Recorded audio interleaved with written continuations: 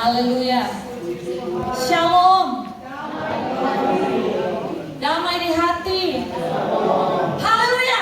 Haleluya. Oke, puji Tuhan.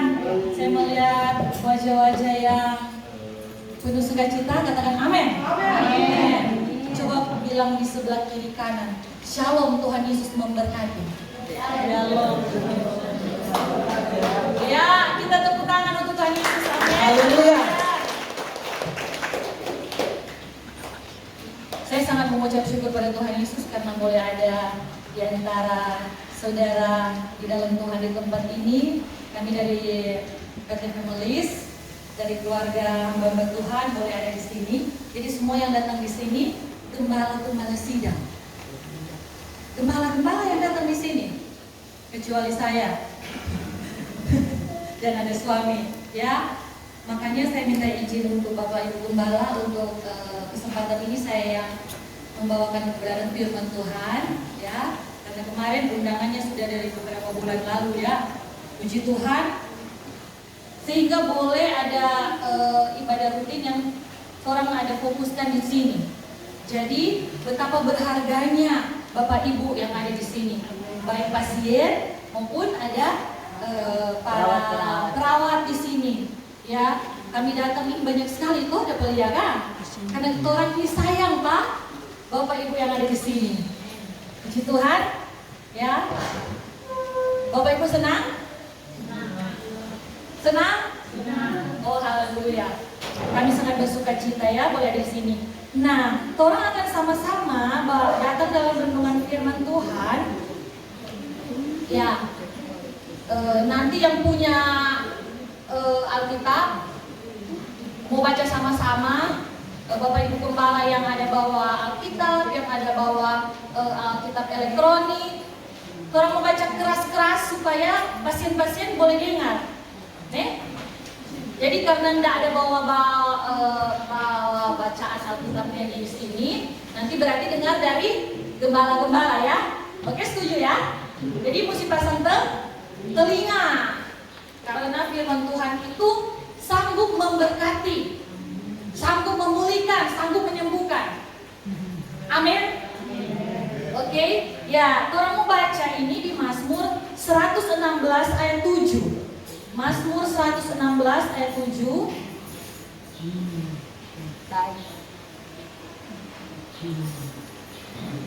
Ya, sudah dapat Bapak Ibu Gembala?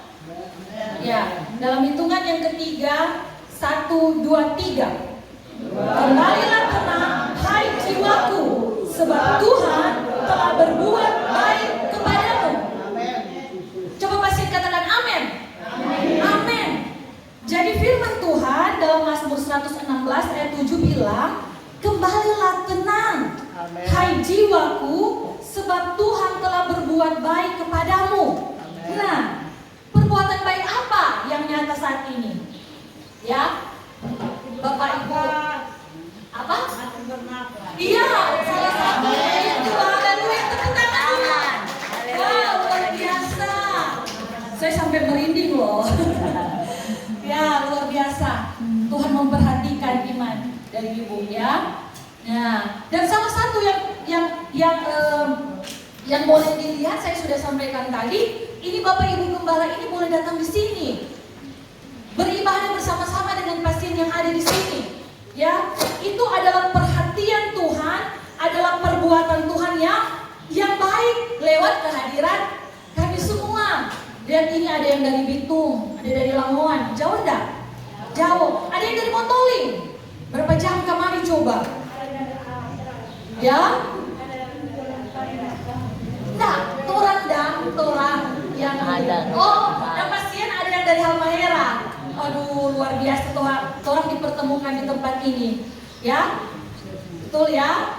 Jadi Bapak Ibu Gembala yang hadir di sini untuk mengunjungi pasien-pasien yang juga datang dari jauh, orang mau sama-sama mau diberkati lewat kebenaran firman Tuhan. Nah, Bapak Ibu semua, saya akan bawa kepada satu tokoh Alkitab, Nabi. Coba sebutkan. Ada yang tahu nabi apa saja yang ada di Alkitab? Ya, salah satu. Ya, lagi. Dari E. Ya. Aduh, pintar semua di sini. Ya betul, Elia. Jadi saya ingin bawa tentang seorang nabi yang bernama Elia. Dia itu dikenal, dipakai oleh Tuhan untuk mengadakan mujizat-mujizat besar. Ya, mujizat besar itu apa? Ya, dia oleh karena kuasa Tuhan yang menyertai, 3,5 tahun itu dia kasih berhenti hujan. Perhatikan, bukan dia ya, saya bilang tadi kuasa Tuhan yang menyertai. Apalagi yang boleh dia lakukan? Karena pertolongan atau campur tangan Tuhan, penyertaan Tuhan, dia melipat gandakan tepung dan minyak dari seorang janda. Ada lagi, dia kasih hidup itu janda sampai anak. Aduh, pintar sekali. Oh, luar biasa. Jadi bersemangat kita ini. Ya. Iya. Oh, luar biasa. Tepuk tangan Bapak Ibu. Ya. Luar biasa sekali. Merinding terus kita. Ya, puji Tuhan. Nah, suatu ketika dia menurunkan api dari langit, membakar korban bakaran, bersaing dengan para Baal ini, Bapak Ibu. Ada cerita di dalam Alkitab, ada kisah ini, ya. Baal-Baal itu kalah. Dorongnya tidak bisa datang turunkan api. Nabi Elia bisa bakar semua korban persembahannya. Nah, ada 450 nabi-nabi Baal, itu nabi-nabi yang tidak percaya Tuhan. Ya. Nabi Elia kemudian bunuh mereka semua. Jadi betapa dia itu dipakai Tuhan luar biasa. Oh, berani sekali dia. Semua itu 450 itu dia bunuh. Karena Tuhan menyertai dia. Tapi ketika satu kali Bapak Ibu itu waktu turun api itu membakar, menghabiskan korban bakaran, ya saudara, itu di 1 Raja-Raja 18. Belum lama dari 1 Raja-Raja 18, baru di 1 pasal kemudian dia penuh ketakutan karena ada ancaman dari Isabel. Iya. Jadi ini Isabel bilang begini, Pak utusan, bilang Pak Nabi Elia, kalau ini orang Baal yang mau hancur, mau bunuh pengana, nanti ngana Elia ya. Jadi dia diancam, pasti ngana ada bikin begitu mudah pembalasan. Ya, akhirnya dia takut. Padahal dia itu Tuhan percayakan membuat mujizat besar. Nah, Bapak Ibu gembala semua, Bapak Ibu gembala dan juga pasien yang ada, saya ingin bawa masuk begini, ya. Sebentar kita lihat dulu.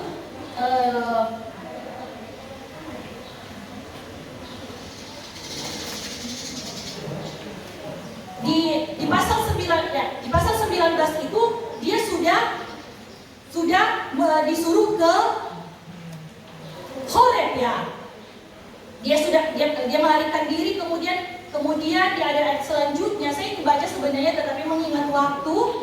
Nah, di ayat 19 itu, di pasal 19 itu Saudara, ini kita baca ayat 1 dulu, dia punya latar belakang ya. Pasal 19, ketika Ahab memberitahukan kepada Isabel segala sesuatu yang dilakukan Elia dan perihal Elia membunuh semua nabi itu dengan pedang, maka Isabel menyuruh seorang suruhan mengatakan kepada Elia, beginilah kiranya para Allah menghukum aku, bahwa lebih lagi daripada itu jika besok kira-kira pada waktu ini aku tidak membuat nyawamu sama seperti salah seorang dari mereka itu, maka takutlah Elia. Jadi ada ancaman ya. Jadi dia akan mau dibuat sama seperti Baal-Baal yang dia bunuh. Berarti dia mau dibunuh.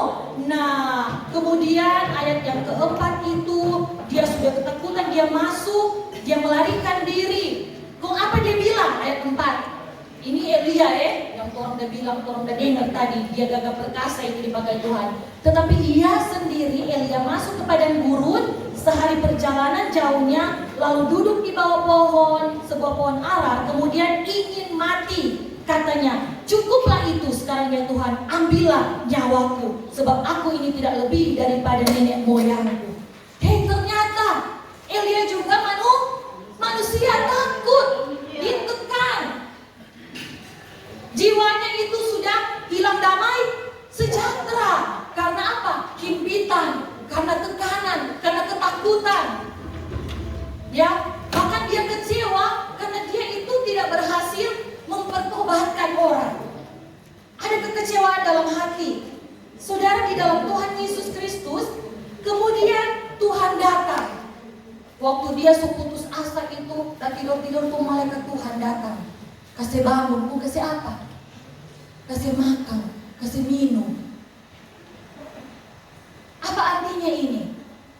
Tuhan tahu apa yang menjadi beban dari Elia. Ya, Tuhan yang datang bilang begini, Elia, ngana ini bukan ngana ini kita ada pakai kasih bangkit orang, tahan hujan, ya toh? Kenapa mana soba gini dan mana beriman? Kenapa mana penuh dengan ketakutan? Malah Tuhan datang sentuh, Tuhan kasih makan, kasih minum. Berarti Tuhan mempedulikan kemanusiaan orang ini. Sehebat-hebatnya manusia, ada saatnya mereka akan jatuh dalam titik terendah mereka. Benar ya? Sehebat apa ini Bapak Ibu Gembala ini, dia bukan tak pernah orang tidak hadapi tekanan. Mungkin satu saat mereka seperti Elia, oh Tuhan ambil jodoh orang Tuhan, soalnya nak kuat dalam pelayanan, sudah kuat dalam rumah tangga, sudah kuat dengan tekanan. Sama Elia itu manusia sekali. Dan Tuhan mengerti. Perhatikan ini, Tuhan yang nak datang marah Pak Elia. Tuhan yang nak tegur Pak Elia. Coba perhatikan selanjutnya ya. Ya, ayat yang ke-6, ayat ke-6 dari 1 Raja-Raja 19 kita baca. Ketika ia melihat sekitarnya, ia melihat pada sebelah kepalanya ada roti bakar. Ini malaikat bawa ini dan sebuah kendi. Kemudian dia makan dan minum, tidur lagi. Baru apa lagi ayat 7? Malaikat bilang lagi kedua kali, bangun, makan. Kalau tidak perjalananmu itu akan melelahkan jauh, jadi mesti isi tempuru. Karena Tuhan mau suruh dia untuk menjadi berkat, masih mau pakai. Saya percaya Bapak Ibu di tempat ini, ya, orang ini semua ini teristimewa yang kami layani di sini, Bapak Ibu. Pasien, semua orang Kristen. Ya, setiap orang Kristen, Alkitab menyatakan ada maksud, ada tujuan Tuhan engkau ada di dalam dunia ini. Ada maksud, ada tujuan Tuhan. Tuhan mau pakai kehidupan dari pasien di sini. Amen. Yang percaya Tuhan Yesus. Amen. Ada hal-hal yang Tuhan ingin percayakan bagi pasien yang ada di sini. Katakan amin. Amin. Ya. Ya. Walaupun mungkin saat ini lagi dirawat sama dengan Elia tadi. Lagi dirawat dia. Kasih makan, kasih minum. Tuhan ada rawat, itu artinya. Ya. Di tempat ini mungkin pemerintah sediakan para medis semuanya. Rawat kan Bapak Ibu, itu perpanjangan tangan Tuhan. Itu belas kasihan Tuhan. Ya. Perhatikan itu, jangan putus asa. Ada perhatian Tuhan lewat semua yang merawat Bapak Ibu di sini. Katakan amin. Amin. Amin ya.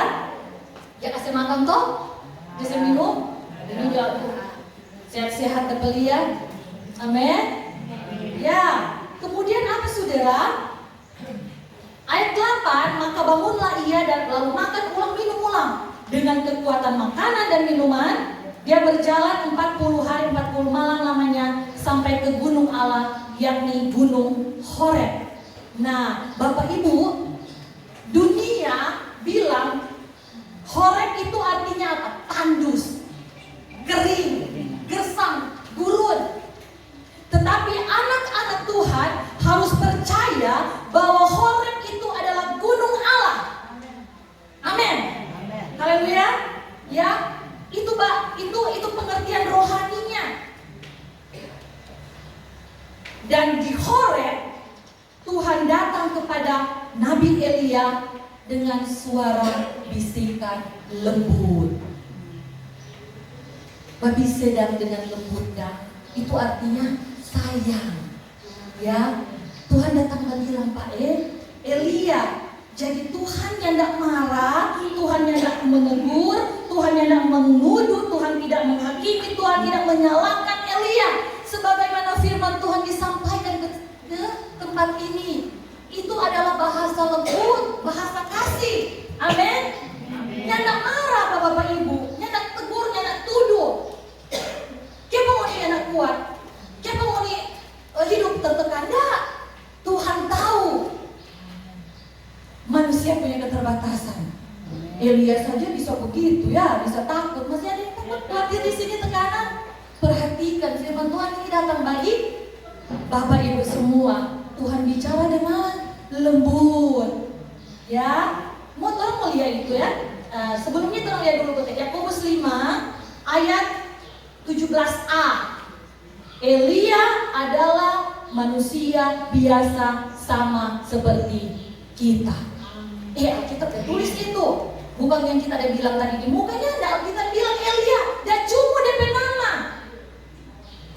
Sebelumnya dia luar biasa dipakai Tuhan, tapi Yakobus bilang apa? Manusia biasa sama seperti kita. Berarti saya dan saudara tidak luput kekecewaan, ya. Betul? Ada tekanan. Itu manusiawi. Ya. Itu biasa untuk orang seperti kita, manusia biasa, ya, bisa takut. Walaupun dia melakukan mujizat-mujizat besar, dia bisa kecewa, bisa lelah. Bahkan dia mau mati. Saya berdoa pasien-pasien di sini jangan ada keinginan untuk mati. Amin. Katakan, saya tidak mau mati. Ya. Karena hidup itu adalah kesempatan dan kesempatan bagi kita untuk Tuhan jadikan berkat. Jangan mau minta mati. Amin. Ya. Oke ya. Ya.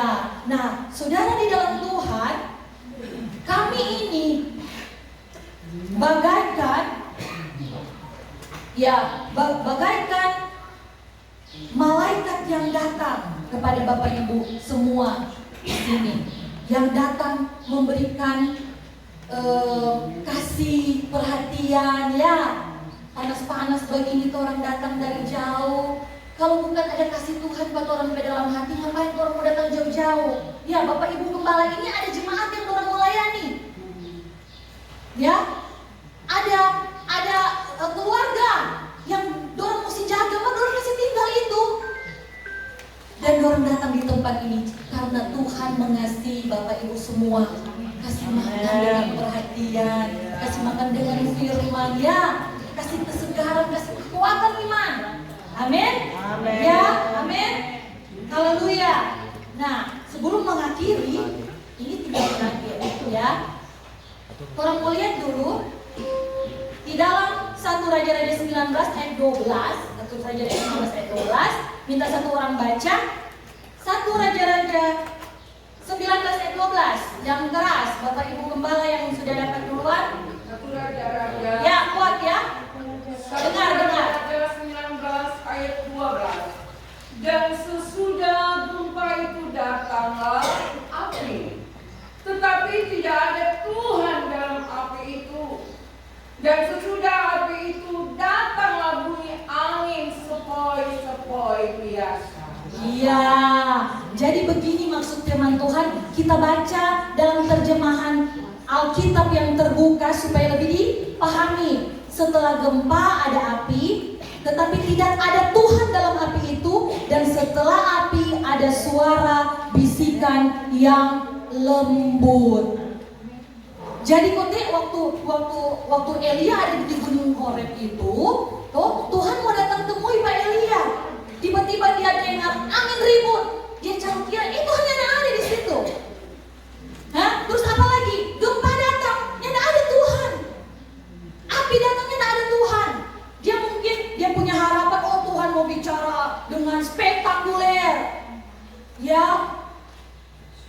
Tuhan tahu yang dibutuhkan oleh Elia. Tuhan datang dengan suara bisikan yang lembut. Ya tadi bisikan kasih, bukan teguran keras, bukan apa menghakimi, tidak. Tuhan datang dengan firman yang lembut. Marilah kepadaku semua yang letih lesu. Kata firman Tuhan, aku akan memberi kelegaan kepadamu. Ya, itu bisikan lembutnya Tuhan. Jadi Tuhan tidak pernah melakukan sesuatu itu untuk membuat kita itu semakin tertekan, terpuruk, ya betul. Atau sampai akhirnya, oh iya, mana minta mati Jo. Nyanda Tuhan sayang, orang sampai kemampuan ini yang terbatas, Tuhan tahu sampai di mana. Kalau engkau jatuh tidak tergeletak. Sama seperti Raja Wali kasih belajar pada anak. Dia tola dari sarang, semua pergi di lantai lagi. Semua kena di tanah, dia langsung tiba-tiba langsung dol. Oh dia dukung pada belakang saya itu. Begitu, tidak pernah akan tergeletak. Memang orang akan ada proses-proses hidup kan. Ya di tempat ini ada proses hidup. Tapi tahu ke Bapak Ibu, Tuhan mengasihi engkau. Katakan amin. Ya, amin. Saudara di dalam Tuhan Yesus Kristus, mari bersemangatlah. Ya, bersemangatlah. Naik ke gunung, berjalan kata tadi toh, berjalan, makan. Ini kan firman Tuhan, so kasih makan Pak, Bapak Ibu. Sekarang yang menjadi orang punya respon itu, mari orang bersemangat. Dengan kekuatan itu orang berjalan kok naik gunung, artinya apa? Orang mencari Tuhan. Ya toh, naik di gunungnya Tuhan. Orang berdoa, ya. Orang berdoa kepada Tuhan, maka Tuhan akan datang dengan suara-suara lembut lainnya untuk jiwa kita. Katakan amin. Haleluya. Ya, 3 ayat terakhir saya hanya bacakan. Ya, Mazmur 34 ayat 19, tapi dalam versi mudah dibaca. Begini firman Tuhan. Tuhan dekat kepada orang yang mengalami kekecewaan. Siapa yang sedang mengalami kekecewaan? Angkat tangan. Ya. Pernah. Yang sedang lagi masih ada kecewa. Bapak Ibu Gembala pernah kecewa? Ya, orang juga pernah. Manusia biasa. Toh, semua kita pernah. Apa?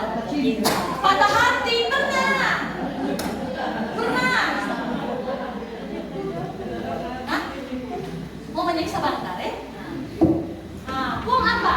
Ya, Tuhan dekat kepada orang yang mengalami kekecewaan seperti saya, ya, pernah mengalami kekecewaan seperti pasien-pasien ini, semua pernah mengalami. Dan kalau ada yang sedang mengalami, dia dekat kepada kita semua. Selanjutnya, ia menyelamatkan mereka yang putus asa.